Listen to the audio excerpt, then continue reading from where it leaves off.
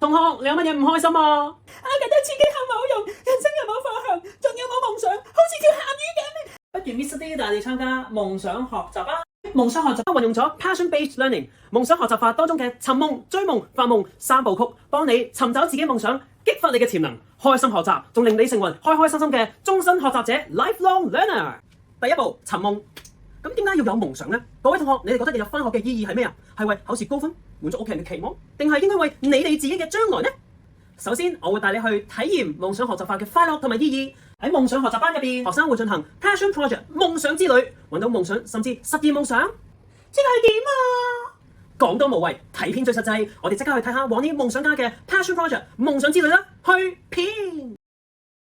Hello everyone, my name is Leo. I want to be a jewelry designer and a farmer when I grow up. This is a necklace made from gemstones that are air, fire, water, and earth. These are all of the 4 elements. I'm like a jewelry designer turning them into art. 哇，好精彩啊！我都想試啊！冇問題，之後我哋就要去探索自己，從而揾到自己嘅夢想啦。點樣探索呢？Mr. Lee 有10個方法令你探索自己，例如興趣、科目、性格等等，一定可以幫你揾到自己嘅夢想㗎。咁如果10個方法都冇用呢？放心，我會用最新嘅技術 AI 去幫你㗎。同時 Mr. Lee 都會俾建議你，務求一定可以令你參與到夢想之旅。好嘢，咁我就放心晒啦！我揾到夢想之後，就參與夢想之旅㗎啦。冇錯，尋夢最緊要就係揾到夢想之旅嘅目標同埋方向。喺夢想之旅入邊，同學會做一個 project， 目標係實現自己嘅夢想，又或者向夢想踏前一步。開始之前 ，Mr. Lee 會同你哋一齊討論夢想之旅嘅題目、形式同埋分工。你哋可以選擇自己完成，或者揾志同道合嘅朋友一齊完成啊！題目同形式又係咩嚟㗎？舉個例子啊，如果你嘅夢想係做 YouTuber， 你可以用拍片形式介紹自己日常生活或者興趣，亦都可以同同學仔分工合作，有人拍片，有人剪片，有人做主持㗎嘛。聽到幾得意，幾好玩喎！梗係啦，開心學習先係最有效嘅學習嚟㗎嘛。第二步，追夢。首先，我哋要諗下夢想之旅需要嘅協助。有咩協助啊？2個方面，人嘅協助同埋資源協助。第一，人嘅協助有老師、朋友、家長嘅協助。Mr. Lee 會一直幫大家。當大家遇上學科上嘅問題，都可以主動咁揾科任老師幫手。朋友更加可以互相幫忙。家長亦都可以俾專業嘅意見你哋㗎。原來係咁，資源協助呢？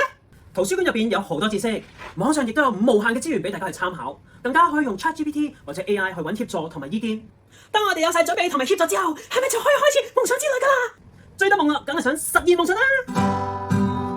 經歷咗咁多步驟，其實你一早已經開始咗夢想之旅㗎啦。實現嘅過程可能遇到好多困難，但係記住 ，Big Dreams, Small Goals， 每個夢想都係一小步前進，堅持到底，你一定可以向夢想踏前一步，甚至實現夢想。我相信我一定做到啦！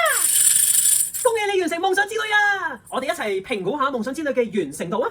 無論成功與否，我哋喺過程當中一定學到好多嘢㗎嘛，同埋遇到困難嗰時諗咗好多方法去克服。旅途中嘅學習先係對將來最重要㗎。第3步，發夢。發夢係咪發白日夢嘅？其實係發表美夢。咁開心完成夢想之旅，當然要同其他人分享下啦。分享嘅途徑可以由細到大，細嘅分享俾屋企人同埋朋友，大少少嘅話同同學、老師分享，甚至上載喺網上媒體分享俾全世界70億人啊！哇！咁咪好多人見到我嘅夢想之旅咯！開心時梗係要 happy share 啦！分享完之後，好多人會稱讚你，你就會覺得自己好叻㗎。最緊要係你都會覺得自己好叻㗎。之後我哋一齊諗下夢想之旅嘅成效啊！從知識、技能、態度3個方面去分析下我哋學到嘅嘢，加上其他人嘅意見同埋評價，去諗下點樣改善夢想之旅，向夢想再進一步。係咪咁就完㗎啦？梗係你啦！我哋一齊將夢想之旅延伸落去啊！同學有幾個選擇：第一，繼續進行而家嘅夢想之旅；第二，改善而家嘅夢想之旅嘅主題、形式或者分工，盡善盡美；第三，重新制定創新嘅夢想之旅。